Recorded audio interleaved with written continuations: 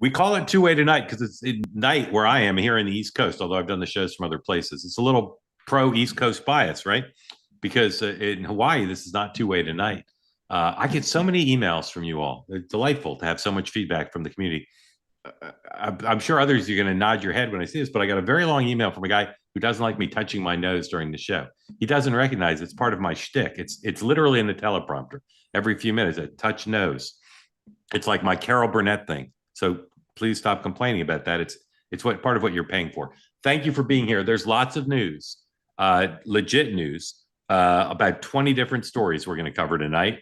And we've got two great guests. Rob Stutzman, California Republican strategist, been here before. Aaron Parnas, also been here before, from the Parnas Perspective, a alliteratively named Substack. As always, we're going to be interested in your input. So if you're here on the two-way platform, you'd like to be in on the conversation, we'd love for you to raise your hand. If you're watching on X or YouTube, don't raise your hand. Please don't put smack in the chat. Please recall the peace, love, and understanding admonition that I admonish you with regularly. The president, it was announced this morning, shortly after we went off the air in the morning meeting, went out and greeted law enforcement in the District of Columbia. And the poll reports are fantastic. I'm just going to read from one that just crossed my inbox here, from a White House reporter covering the president out with the law enforcement and some senior officials from administration. A bit of color. Stacks of pizzas and bags with burgers are out here for law enforcement. The president, during his remarks, said the hamburgers were cooked by the White House and the pizzas are from a good place.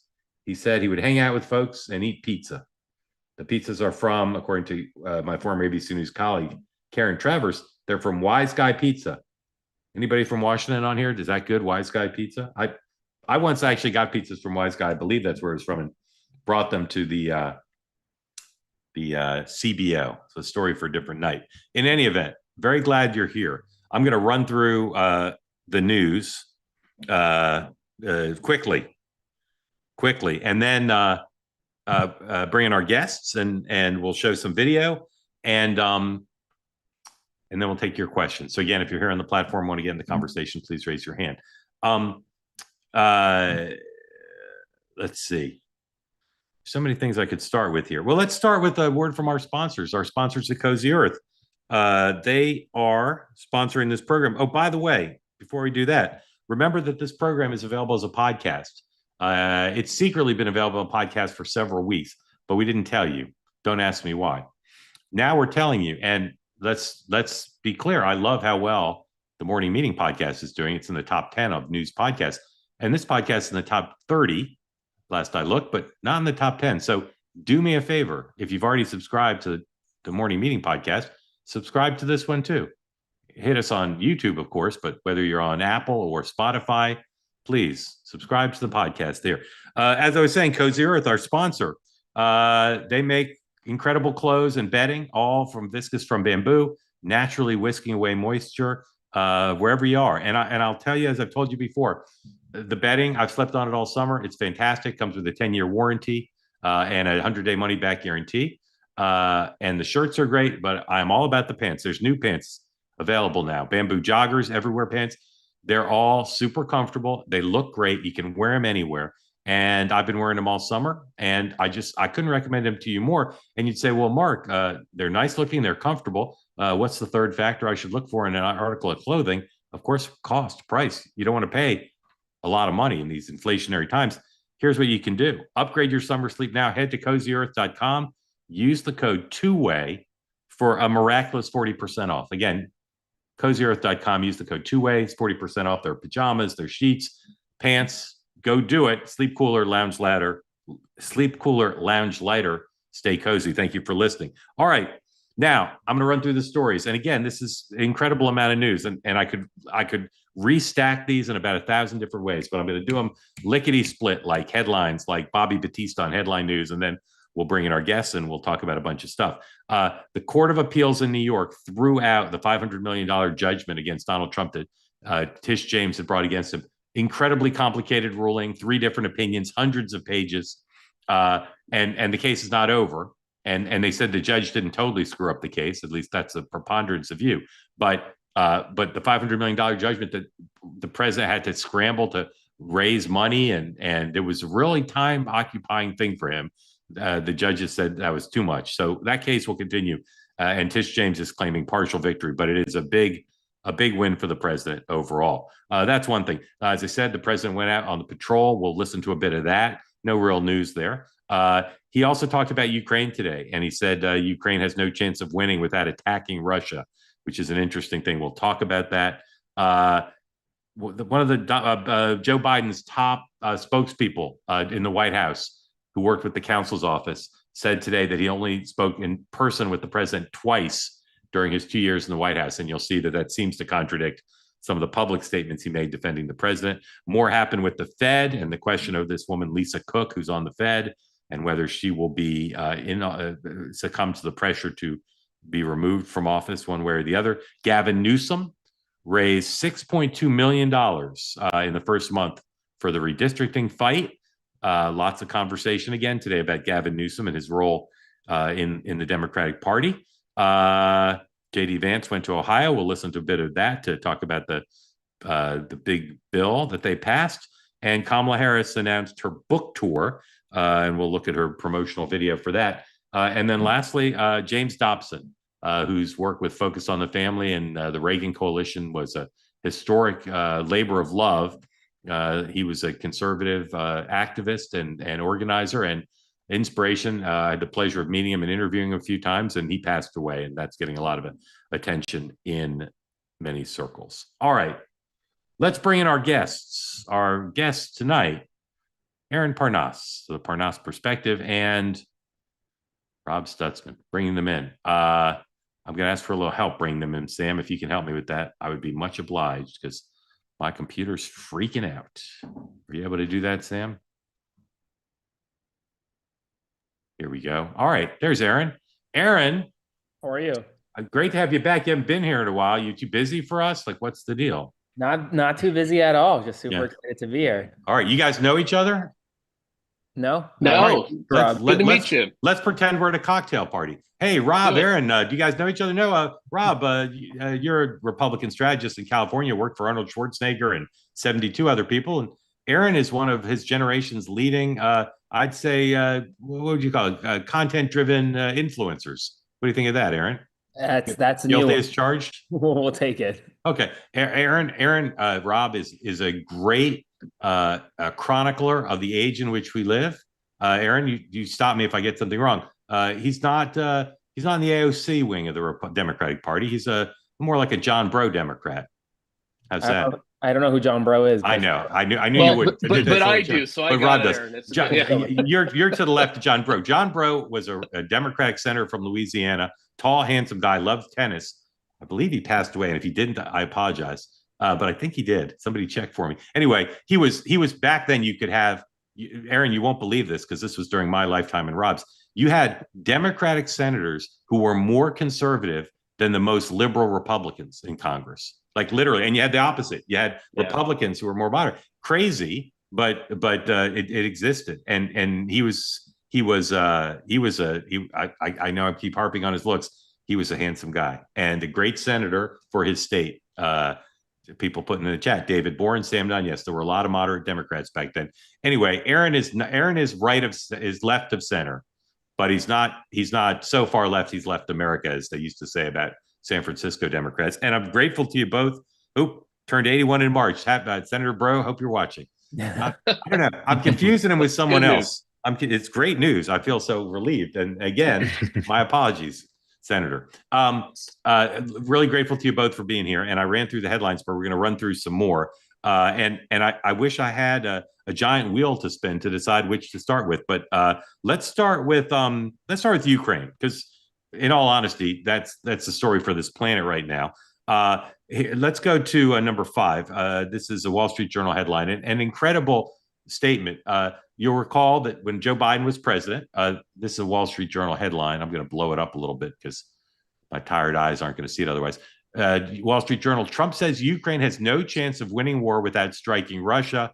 Quote, White House describes president's social media post as, quote, an observation. He put this on Truth Social. So you recall when Joe Biden was president and managing this process, very concerned that there not be any action by Ukraine that would cause World War III. And that included aggressive strikes, missile strikes, other strikes deep inside Russia, including in Moscow. And a lot of analysts said, that's nuts because you're trying to win a war. And that's what the president said on True Social today. He said, I'm paraphrasing, but pretty close. You can't expect a side to win a war if they're only playing defense. Went to the sports metaphor because he's a huge sports fan, something not always appreciated about the president. He said, you can't win a game if you're just playing defense. The other team's going to keep scoring. And many people read that to say he's going to tell the Europeans to give him U.S. made munitions and go after him. Here's this is the president number 2 with Mr. Todd Starnes in an interview talking about Ukraine. Number 6, please. Think we're going to be able to get peace in that region, Mr. President? Well, I'll let you know in about, I would say within 2 weeks, we're going to know one way or the other. And after that, we'll have to maybe take a different tack, but we'll see. But we'll know pretty soon. So, Rob, are you bullish or bearish on the prospect of this war coming to a peaceful conclusion anytime soon? I think, unfortunately, bearish. My guess is Trump was briefed that there would have to be, more strikes inside Russia. Of course, Ukraine's been striking inside Russia, for some time. Hopefully, the president's figuring out, from my perspective, that Putin really does need to see strength and feel threatened in order to bring him to the table for resolution. Conversely, I also think the president's right in saying that, Ukraine's clearly going to have to give up real estate in this deal. But yeah, if it doesn't happen in 2 weeks or whatever the latest deadline is, sometime in the next few weeks, I would think sanctions are coming and possibly an increase in arms. Aaron, same question. Were you with Rob, or do you see it differently? I'm with Rob mostly on this. I mean, I don't know if you saw also one of Russia's missiles struck an American business in Western Ukraine today. That was a civilian business. It was not a military contractor or anything. And I don't know if that was intentional or not. Zelensky says it was intentional. If it wasn't, it's just bad firing by Russia. But ultimately, at the end of the day, this war has been going on for what now, 3.5 years. If Vladimir Putin wanted to end it, he could have ended it a long time ago. He doesn't want to end this war. And I think that I agree. I think we need to send more weapons to Ukraine. I think we need to give Ukraine kind of the ability to strike deeper into Russia. Ultimately, here's the thing. Russia, for all of its military might, has not been able to conquer Ukraine in 3.5 years. There's nothing that suggests that if Ukraine were to strike Moscow tomorrow, which I'm not saying it should or we should let it, but that Russia would somehow go into Poland or any other Eastern European country because it doesn't necessarily have the capabilities to do so at this point. So one of the great developments, great meaning incredible, and for some great meaning good, is the French and the British saying they would put troops on the ground to keep some sort of peace. And of course, since then, the Russians have said, no, don't bother thinking about a plan like that because we're going to decide what kind of force there is. I want to polymarket a question. Our friends from Polymarket have one up now, which is, will Donald Trump send U.S. peacekeeping forces to Ukraine? Let's put that up. Polymarket traders are saying they put an 8% probability, 8% odds on President Trump sending U.S. forces to Ukraine. And you can see that's down over time, down to not the absolute lowest, but relatively low. Rob, could you see a situation where the U.S. decides that that's necessary? I think it's difficult to see that under this president. I think he'd be adamant that the security forces would need to be European. Aaron? I mean, I agree. I also don't really know what peacekeeping means. Is it military forces? Is it contractors? I mean, there's a whole host of definitions, but I don't see it happening. Okay. All right. Just to jump around because there's just so much going on. Let's talk about the president's ride along. Yeah, let's do that first. Here's the president announcing earlier in the day that he plans to go out with the police. Number 4, please. Going to be going out tonight. I'm going to keep it a secret, but I'm going to go. You're the only one that knows. You and your lots of listeners. You have a great show. You have a very successful show, by the way, in case you haven't heard that. But I'm going to be going out tonight, I think, with the police, and with the military, of course.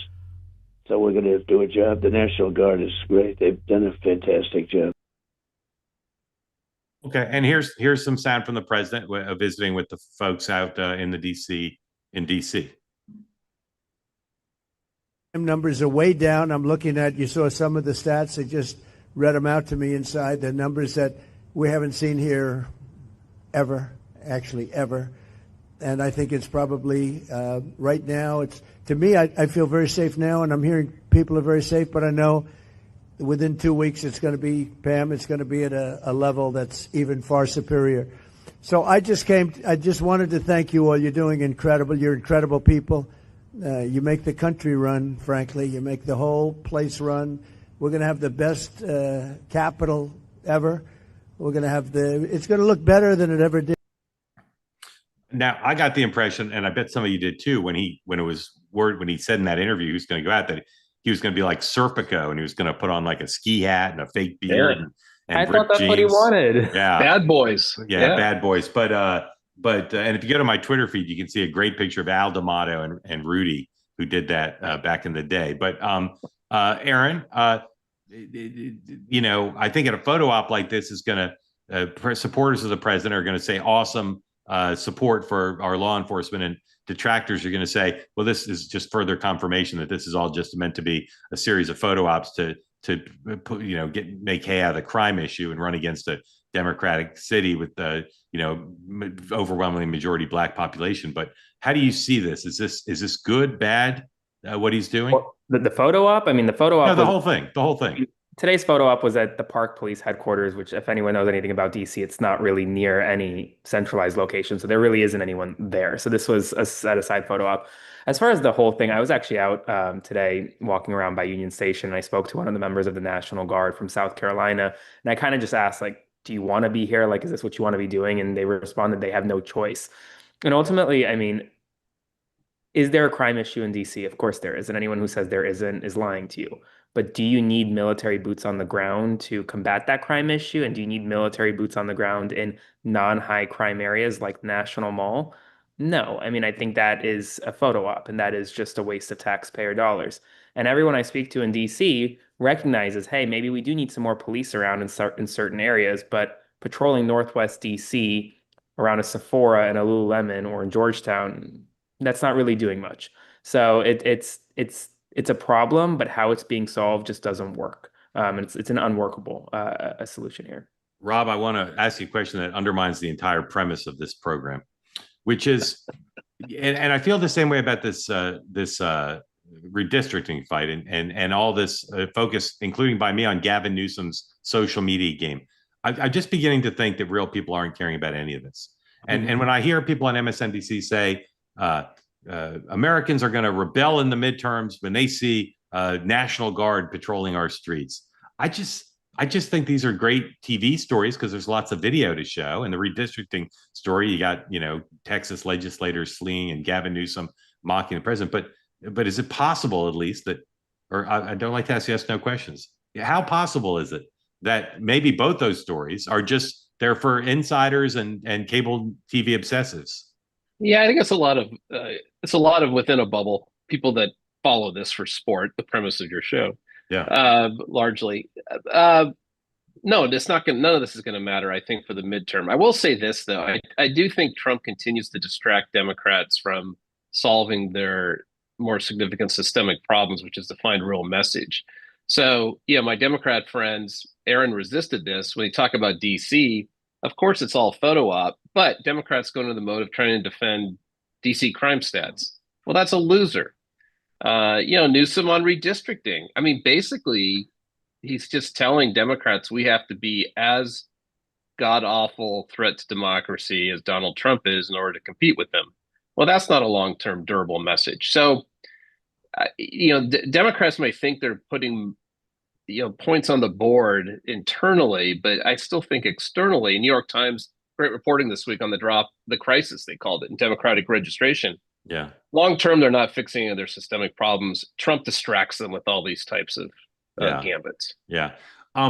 Again, grateful to everybody for being here. If you want to be in the conversation, please raise your hand.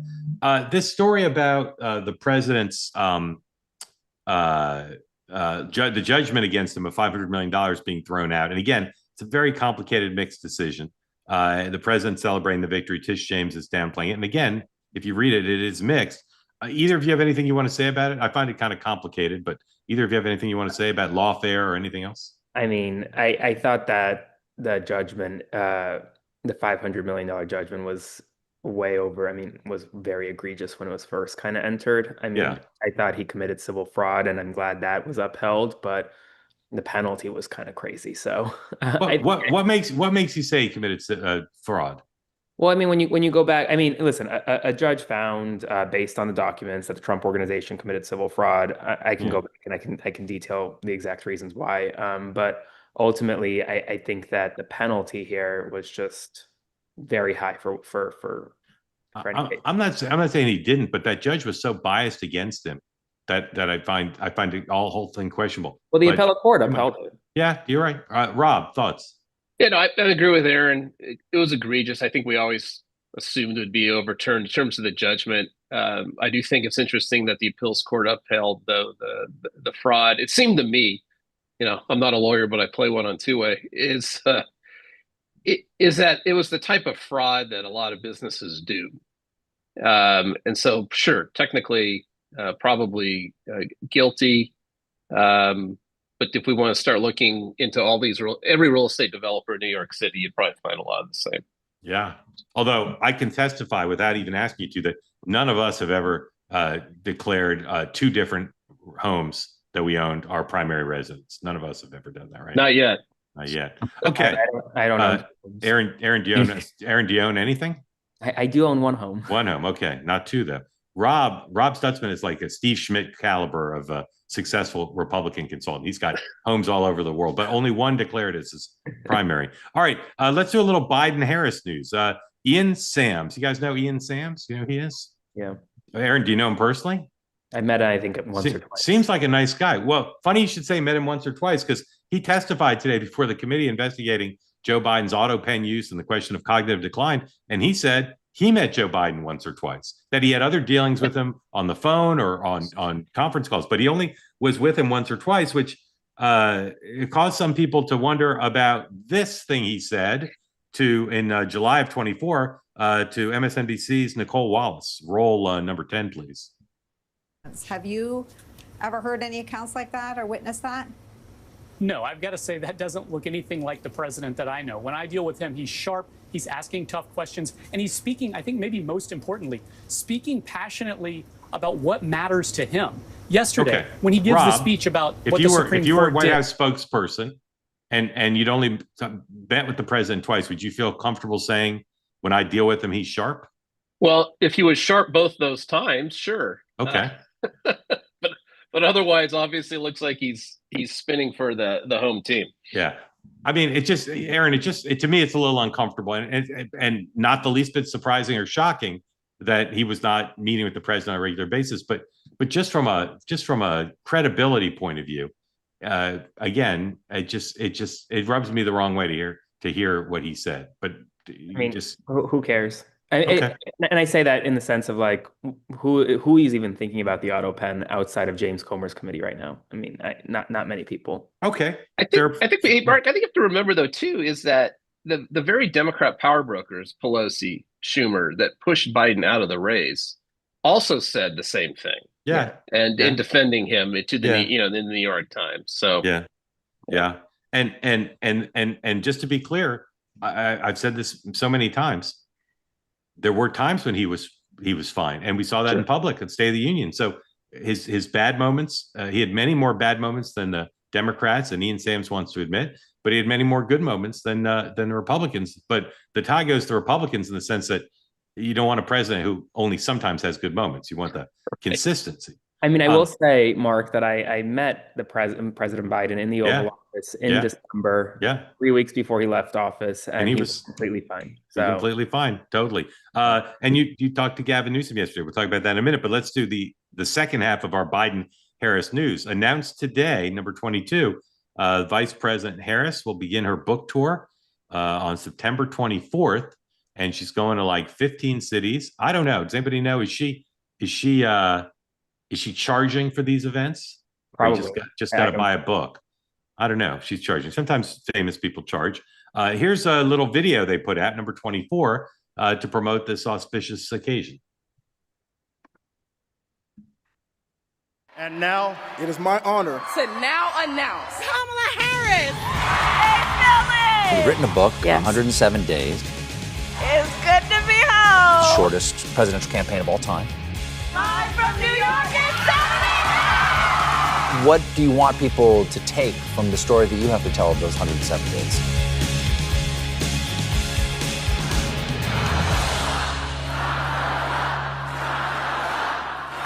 All right, guys, 3 questions, mandatory answers. There's the cities, right? It's like a big concert tour. Mandatory questions. And Aaron, you can't name yourself. Name one media person you're confident she'll do an interview with as part of the book tour. Aaron. That I'm confident with? Yeah, like you put it out there. Just put it on the line. Name somebody. Katie Couric. Katie Couric. Rob. Morning, Joe. Morning, Joe. I'm going with Gayle King. Mark it down. Aaron, will the book for at least a week be a #1 New York Times bestseller? Yes, because anyone can make a book a New York Times bestseller. Yes. Only one of the 3 of us have done it so far. Just for the record. Rob, will it be a #1 New York Times bestseller? One of us did it twice. Will it be a #1 New York Times bestseller, Rob? Yes, they'll be able to manipulate it if nothing else.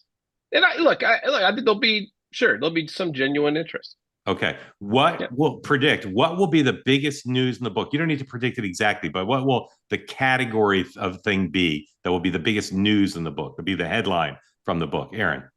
I'm curious to see the story around the VP pick, whether she actually goes into why she didn't pick Shapiro. Okay.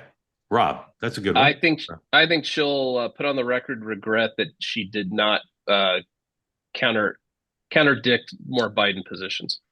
Okay. I predict that the news in the book will be something about Donald John Trump. That's what I predict. All right. Looking forward to covering that. Disappointed neither of you said I'd get an interview, but we'll see. All right. Let's talk about got a lot to choose from here. Let's talk about Gavin Newsom. Aaron, you were part of a group of young people who interviewed him. Was that yesterday? 2 days ago now. 2 days ago. Who was? Is that? Are you all part of a regular show? What was that? No, I mean it was a couple friends, and they just kind of invited me on and said, "Hey, do you want to be on? Newsom will be on. Interview him." Okay, and what was the experience like? It was fun. I mean, this wasn't the first time I've interviewed Newsom.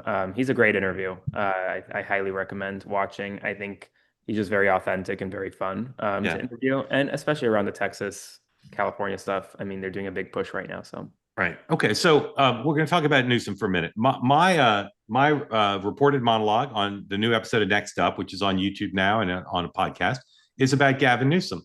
And I asked at the beginning, I said, be open-minded. If you love him or you hate him, if you're a red American and you think this guy's a clown and he'll never be president and he's a horrible governor, just be open-minded. It's more nuanced than that. And of course, if you go on my Twitter feed, you'll see my advice was ignored. It's just a bunch of people telling me, how dare you say this guy could ever be president? I'm saying he's in tier 1, not to be president, but to be the nominee. And of course, I also have this crazy position he's not going to run. So, Rob, the polls in California suggest something very unfortunate for him, which is there's not a lot of enthusiasm in California about him right now. His approval rating's not great. And he's not doing that well in terms of 28, even amongst Democrats. So just tell me, be fair-minded. You're a Republican, but is Gavin Newsom on economics? Would he be like to the left of Bill Clinton on economics if he were president? Is he like a crazy left-winger on economics? He at the moment that's where he is. Now he's been more moderate in the past, but as a governor, he's to the left of Bill Clinton. Is he to the left of economics? Is he to the left of Barack Obama on economics? Probably comparable. Probably comparable. Okay. And is he an absolute failed governor? Is there anything he's done as governor that's a success from your point of view, or just he's a failure across the board? I don't see what the great success is. I mean, the things he said he would do on building housing absolutely failed. The numbers aren't there that he said he would do. Totally Homelessness has increased. Yeah. Seems out of touch with the voters in California on crime. We had a surplus at one point. Nothing got built. no dam, no infrastructure.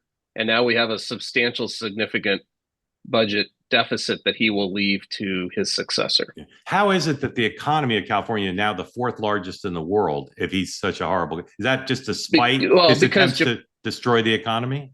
Because Japan's economy shrunk. I mean, look, we have. If you look nationally, I think we're 48th in the nation in unemployment. We're losing population. There was the whole row yesterday about the retailer Bed Bath and Beyond, saying they won't do business in California, which led to a lot of jokes about being surprised they were still in business at all. Yeah, including by Gavin Newsom. Yeah, there's no way. This is not a good business climate in California. Now, not all of it's state driven. A lot of it is.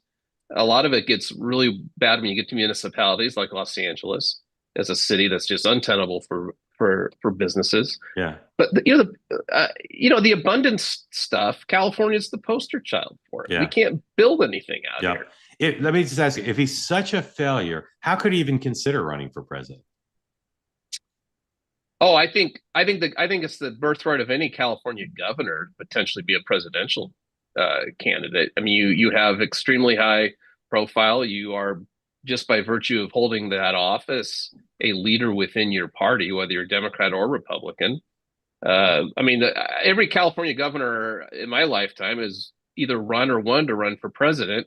There was a couple that were too old. Jerry Brown's second time. And then the other one had a little problem with the Constitution and being a naturalized citizen, my old boss. George Deukmejian, I don't believe, thought about running for president. He thought about vice president, though. Yeah, but that's different. Yeah. Okay. It is. So again, I'll try to make this point many times between now and 2 years from now. It's when I talk about somebody being the nominee, that's different than saying they'll win the general. Yes. Okay? So let's polymarket this. Who will the Democrats nominate in 2028? Polymarket bettors put far and away top odds on Gavin Newsom, 28%, over a quarter of polymarket bettors. Polymarket bettors say he's got 28% chance of being the nominee. AOC is second to 14% odds. Pete Buttigieg 7%, Andy Bashir 6%. So, Aaron, do the polymarket bettors have this right? Is he the front runner, and I believe he is too, or are these folks off? Yes, they're right, with one caveat. If this redistricting effort loses on the ballot, his presidential aspirations are done. So I think this done.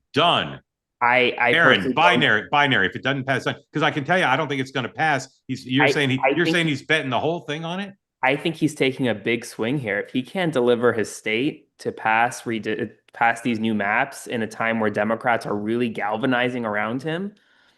Holy cow! That'd be very tough. I don't know. I mean, Rob, are you as cataclysmic about this as Aaron is? No, I think there's two things going on. Gavin's building a campaign for president. Then they also need to run a campaign to win a ballot measure in California that's complicated. Two different things. Well, but they both. Pardon the interruption. They both produce email lists and fundraising. Well, lists. that's what Gavin is succeeding at. Yeah. And whether he could lose the ballot measure and he'll still succeed on his primary objective. Yeah. This far out from 2028, which is to build those lists and build small donors. And there was New York, Shane Goldmacher in the Times today story on how successful that has been for him in the last couple of weeks. Over 6 million raised online. Yeah. Passed the legislature just moments ago. I'm told. Okay. Again, our partners at Polymarket provided those two Polymarkets, and coming soon to U.S. bettors. So if you want to learn more about that, go to polymarket.com/USA. All right. Enough about Gavin Newsom. And again, a couple more topics, then we're going to get to your questions. Please raise your hand if you want to get in here. J.D. Vance was in Georgia today, gave a speech about the reconciliation bill. Here is a bit of that. Number 20, please.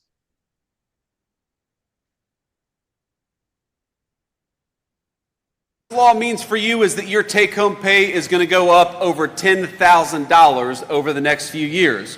What that means is that if you're working an hour of overtime, the federal government is going to keep its money the hell out of your pocket. Because if you're working hard, the government ought to leave you alone. Ain't that the truth?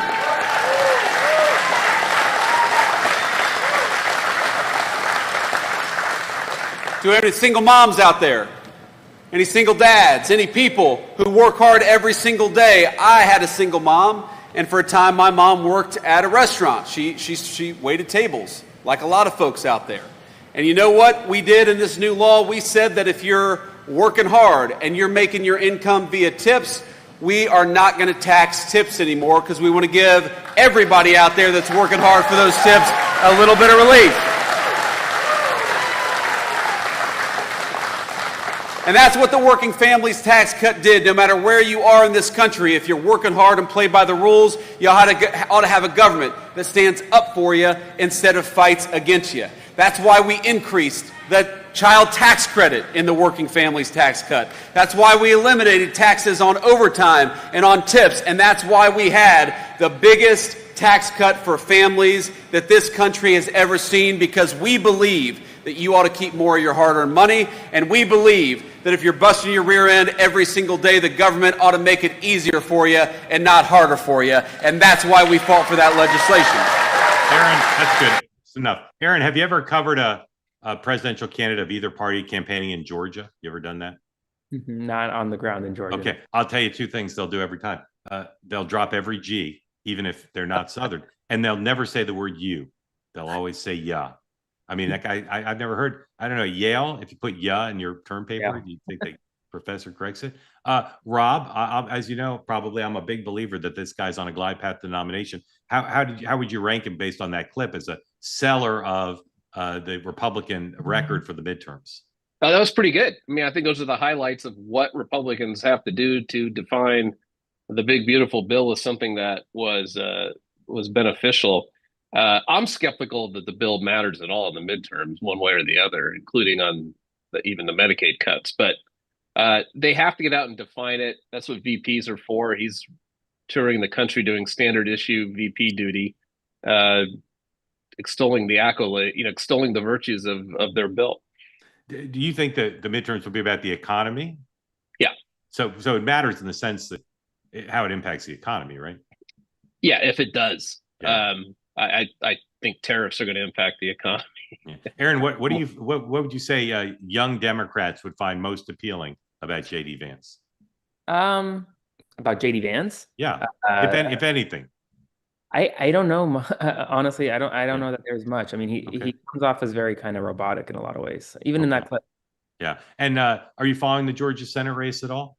Yeah. Yeah, three-way Democratic primary or Republican primary, including Coach Dooley. John Ossoff is more liberal than typically the kind of person who gets elected in Georgia. How do you like his chances for being reelected? I mean, listen, I personally think Ossoff has a tougher chance of winning than someone like Roy Cooper in North Carolina. Even though he's an incumbent. Yeah, I do. I mean, because Roy Cooper's incumbency is a little different. I mean, he served for 8 years as a governor, and I think governors have a better shot at winning. I think it ultimately, Ossoff's chances come down to who the nominee is on the other side. If it's Mike Collins, I think Ossoff glides to the victory. But if it's someone kind of more normal, well, it'll be a little harder. Okay. Are either of you following this woman, Lisa Cook, and the president's efforts to get her off the Fed? Either of you following that? A little bit. A little bit. We'll skip it. We talked about it this morning. So mind everyone's there. All right, let's go to your questions. As always, we'll ask you to unmute. Tell us where you are, what's on your mind. Guys, you don't know Celia. She's a regular here. She hadn't been on in a while. She's very critical of the show in the sense she's always got a lot of points she wants to make.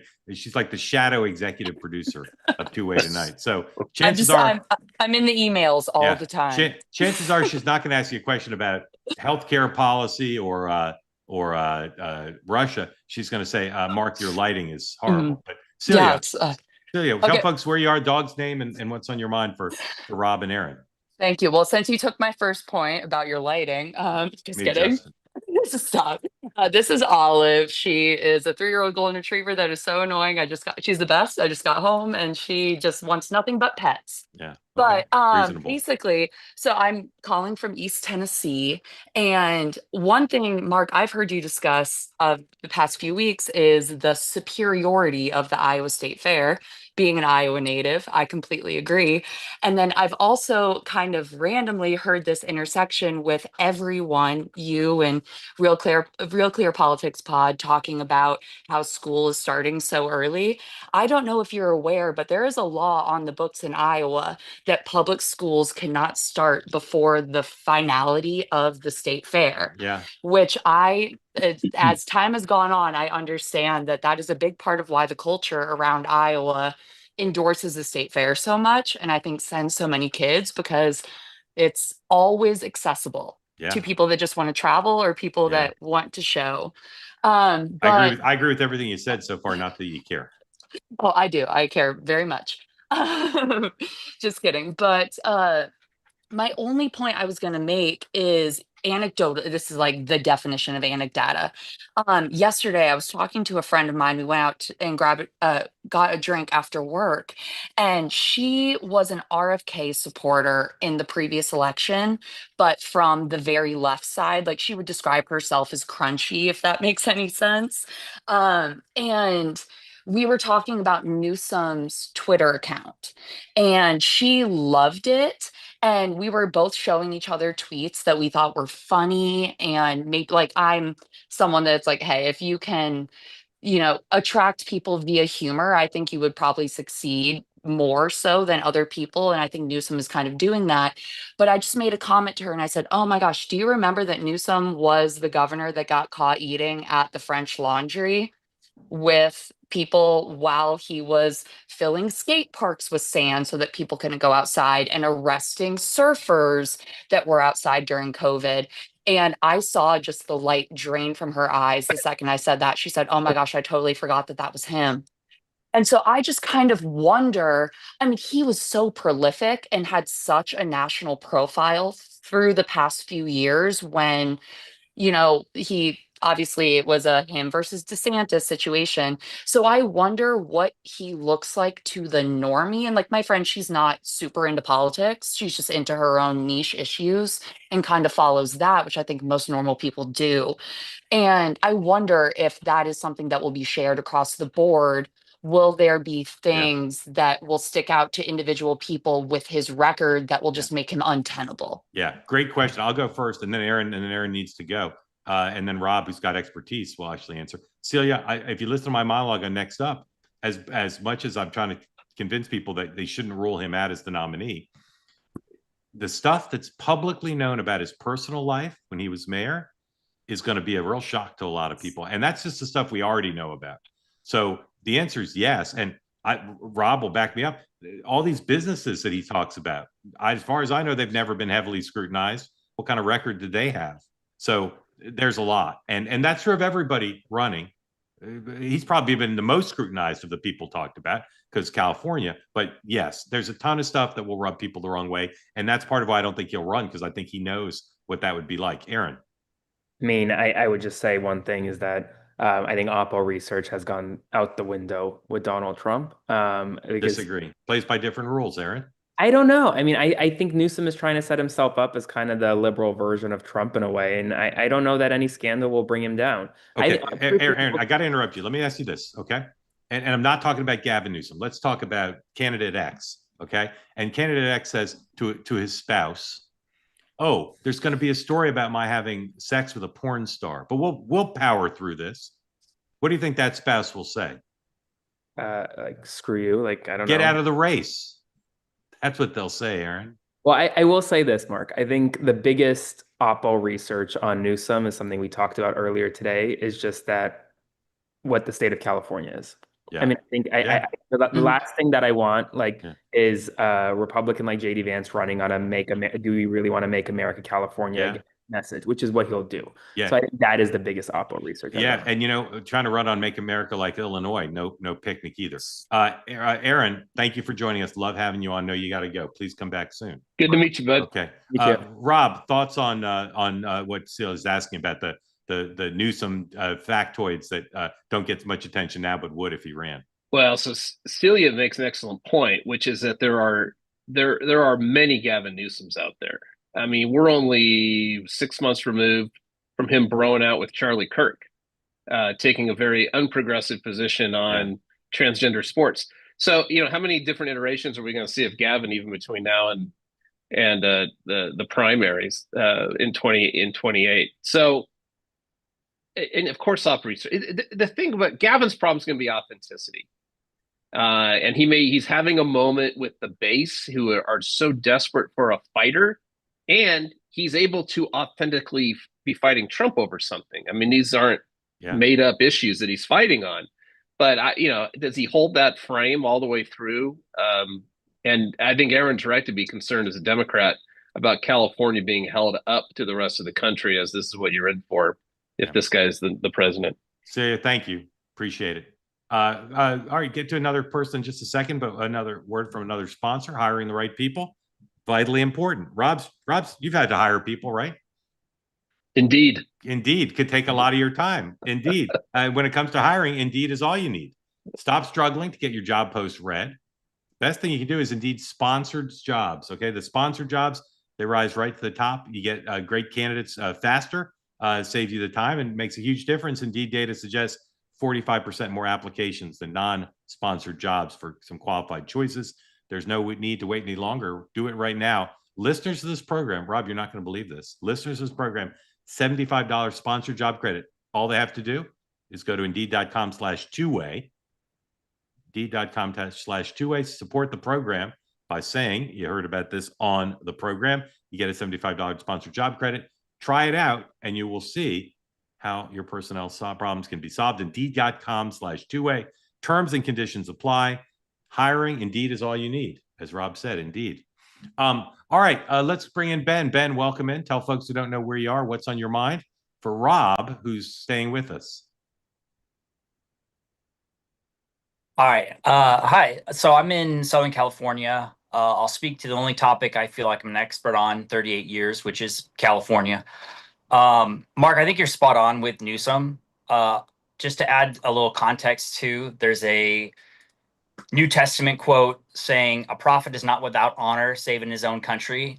I think the Newsom effect plays into that. I think people who've never lived in California, they see sort of right-wing media, Trump bring up scandals, but it never affected them. And he's insanely smooth, let's say, at combating those and can spin things his way. I think anyone who's lived in California the last 8-10 years with him in charge knows exactly what's actually behind these things. We've had to live through it. So it doesn't surprise me that at the national level, he is seen as he is a tier one. He is above these other candidates. That doesn't surprise me at all. But if I would be extremely curious to see a more recent poll of Californians to see where their approval rating of him specifically in this regard as a presidential candidate, because his governor approval numbers, I just saw one earlier this week, are not good. Yeah, I mean, Politico did a poll this week, and they said he was slightly ahead of Kamala Harris. I think I said this before, it's very hard to run for governor with the lukewarm support of your own party in your own state. We've seen it happen, and the national press is just constantly going to your state and saying, well, what do you think of this guy? And it's like, or gal, and they're just like, that's not good. If the people who know you best are not excited. Rob, thoughts on Ben's excellent question? Well, I think Ben's making a good point. I mean, you look at Newsom's reelect, he ran basically on average 2 points behind other Democrats on the ballot. So if you're a state senator or state legislator and you're a Democrat, the odds are you ran 2 points ahead of Newsom in your own district. So I think it does speak to the mediocrity, lack of real strength that he has brought to top of tickets in California. Let me make a point I forgot to make in my monologue on Next Up. He's been around. He's been lieutenant governor. He's been mayor. Sometimes presidential candidates get better. Sometimes they get on that national stage and they elevate their game. Now, much more often, they get worse. Much more often, they fall short. But there are people, Rick Santorum, Barack Obama, there are people who get on that track and they go around a few times and warm up, and then the sprints start and they do better. And I could see him doing that. I could see him doing that because he's as I say in my monologue, he is underrated. Rob can do the litany of his failed record in California, and I wouldn't dispute any of that. But he's not stupid, and he's a talent. And again, it's a very weak field. Yeah. He's got the skill set. Yeah. And what I've been saying, and I'll say it a little more fully now, I would love an experiment where you say to every one of the people who want to run, say to Bashir and Shapiro and anybody else, go do a version of what Gavin Newsom's done in the last 2 weeks. Do the interviews, do the social media. You can do your own thing. If you don't want to mock Trump, do your own thing. But have that level of rat-a-tat-tat, have the staff support, the sophistication, go on all these shows. I'm telling you, not a one of them could do it, in part because they'd be like, I'm too busy. I want to spend some time doing my job and doing other things. And these are the skills required in the modern era to be a good presidential candidate, because in the digital era, you can't go to every state. Partly they're not going to states because we don't know what states are voting first, but you have to say, the campaign manager and the candidate have to say, what can I do digitally? Right now, I just got another alert. Gavin Newsom tonight is doing another one of his live video chats about the Election Rigging Response Act. He sent me, I'm just on some big list. Here's a direct link to join the conversation. Have you guys been on any of those? He's very good. I've been on a couple of them. He's very good. He's very hosty. And again, his podcast taking a lot of heat from the left and the right. But again, his podcast, believe it or not, on the Apple rating sometimes ranks higher than mine. Oh yeah. If he doesn't run, he becomes a media personality. I think. Yeah, it could be on MS Now. Ben, thank you for coming in. Grateful to you. Yeah. Who would you like? Thanks, Ben. Who would you like the president to be in 2028, Ben? If you could just pick him. Mr. Vance. Mr. Vance, Mr. J.D. Vance. Yeah. Thank you, Ben. All right, let's bring in Scott. Scott, welcome in. Tell folks who don't know where you are, what's on your mind for the first gentleman of California, Rob Stutzman. Oh, Scott's coming back. Here you go. Thanks for wandering back, Scott. Hey guys, sorry, I'm No problem. renovating my house. All good. All right. You a Home Depot guy? Home Depot guy? Home Depot, and then I also use like the more like professional lumber yards and stuff like that. Where do you live? I live in Lapine, Oregon. Yeah, how old's your house? My house was built in 1974, and I'm the first person to renovate it. Amazing. Well, come back another night and show us your progress. But for now, what's on your mind? Well, I wanted to talk about Gavin Newsom. I'm like what you would call a California refugee, born and raised. And sorry, I'm really nervous. No, don't be the least bit nervous. Rob won't laugh at you to your face. Afterwards, he'll text me and say, that Scott guy seemed nervous, but to your face, you'll be fine. So calm. Yeah, I've been listening to you for over a year, or about a year. Yeah. So it's like hearing the TV talk to me is just mind blowing. Well, welcome in. Tell us about your refugee status. Well, yeah. So basically, I was in San Francisco for 7 years, and then my wife got pregnant, and it was like time to go. Yeah. We want to be able to own a property. How long ago did you leave? I left like 3 years ago. Yeah. And so I had a successful small construction business. My wife's a real estate agent. Like we made a comfortable living, but there's no way we were buying in San Francisco. Yeah. And I think there's a lot of people like me. But the things I wanted to bring up about Gavin, particularly, is like there's millions of people in California that hate him. Yeah. You know, people like me who are professionals, who make good money, who just could not afford to live where they worked. And the fire thing is really personal to me because I used to be a volunteer forest firefighter. I had a lot of friends that did the same, that were professionals. And, you know, you talk to the old foresters and all the people, you know, you get into the whole thing about forest management not happening and, you know, CEQA and all these things that prevent it from happening and protecting communities, like in the Palisades. And, you know, there's something happening right now on Instagram, and I think it's also probably on TikTok, is Spencer Pratt Yeah. He's an old reality TV star. Yeah. He has made it his mission in life to destroy Gavin Newsom. Yeah, I've seen some of that.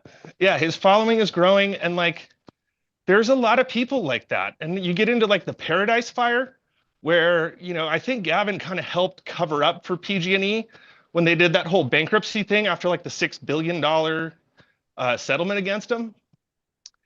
And, you know, there's been some excellent reporting on that when you get inside, how he kind of protected PG&E from like any consequences from that. Scott, I think you may end up in a Wes Moore ad in January of 2028. And you lay all this at his feet. In other words, you say Gavin, not the liberal legislature, not anybody else, that what drove you from California was the bad policies of Gavin Newsom. Well, I think the liberal legislature is a big part of it, but he never openly fought with them about anything. You know, like he's a great speaker. He's a great, you know, political athlete, like you say. And he never battled them, to my knowledge, on a single issue. Yeah. You know, and he had the bully pulpit to do it. And, you know, it could have been a statewide project to like create a ton of jobs doing forest management. Like those are good jobs. Yeah. You know, and it just never, he just always resisted it. And then like he does his slick thing when he talks about it, where he's like, oh, we did 10 times more forest management than anybody else before. But it's like, we needed 100 times. Yeah. Rob, unleash your inner focus group moderator. Question for Scott. So, Scott, yeah, what would the circumstances need to be to come back to California for you? You know, I think as a builder, you know, the regulatory environment, like if you talk to anyone that's blue collar, you know, that's from California, it's a nightmare to deal with there. And it drives up the cost of housing, you know, and things like that. Like, I think if the main thing would be for there to be kind of an economic boom that doesn't coincide with houses going up 40% again. And property. And then the other part would have to be, you know, I'm somebody that I would prefer living in an exurb or in a more rural area, because with my kids, you know, I want to raise them with a connection to nature. And I want to be able to live somewhere and not be at the mercy of a lightning strike, you know, starting a forest fire a mile from my house and losing everything. And it's a severe reality for so many people, like my in-laws. You know, they have an ecological preserve next to their property where it's completely overgrown. It's full of invasive species that are, you know, tangling out native plants. There's a bunch of dead fuel that is like a spark away from a catastrophic fire that they can't do anything about. Their house is 50 feet away from it. And it's just a giant fuel load that's a disaster waiting to happen. Just like so many other, you know, places where that's happened. Yeah, Scott, so grateful to you for coming on. And we know you've been on a lot because we've always wondered if you were the former Bush White House press secretary, Scott McClellan. And yeah.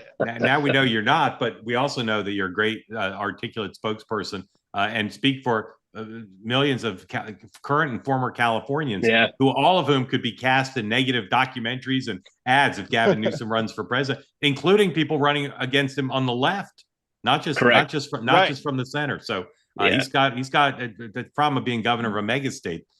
Scott, couldn't be more grateful to you, and no reason to have been nervous. You did awesome, and we'd love for you to come back and, as I said, show us more of the renovation next time. Yeah, I definitely will. I appreciate it so much. Thank you, Scott. Really. Thanks, Scott. How old are your kids? My kids are 3 months and 2.5 years. Man, you're a busy guy. Yeah. Thank you for coming on. Rob, grateful to you for coming on, and for Aaron. Anything you want to say in conclusion? Always good to join you. I say watch Gavin Newsom continue to climb as the front runner in the next couple months. Yeah, that's my impression too. And again, Rob along with George and Karen Skelton is part of our California team, and they'll be with us because so much is happening in California, and we're grateful to you, Rob, for coming tonight. You bet. Glad it worked. All right. Again, you can see the latest episode of Next Up now on YouTube and Spotify, Instagram, Spotify, and Apple. If you want to listen to the podcast version, my reported monologue on Gavin Newsom and kind of hopefully a balanced view of his chances of being the nominee. And then my conversation with Mark Pryor, former senator from Arkansas, son of David Pryor, who was also a senator. And we talk about some of the challenges the party's having now, some of the opportunities. And then my conversation with Michael Caputo, longtime advisor to President Trump, who simultaneously battled both cancer and cancellation and has come through both, and a wonderful story well told. So you can listen to that. In addition, right now, Michael Moynihan, the Moynihan Report on two-way. His guest, Larry Charles, can tune in for that at 7 Eastern. And then tomorrow morning, believe it or not, 9 a.m., there it is, Larry Charles, author of Comedy Samurai. Michael and he, and you can be in on the conversation. And then right now, and then tomorrow, 9 a.m. Eastern time, I will be back on two-way with Sean out. Larry will be back, and Dan, and we'll see you then. Very grateful to everybody for being part of the community and participating. Don't forget to like and subscribe the podcast version of this program. I'll see you at 9 a.m. Eastern. Have a good night.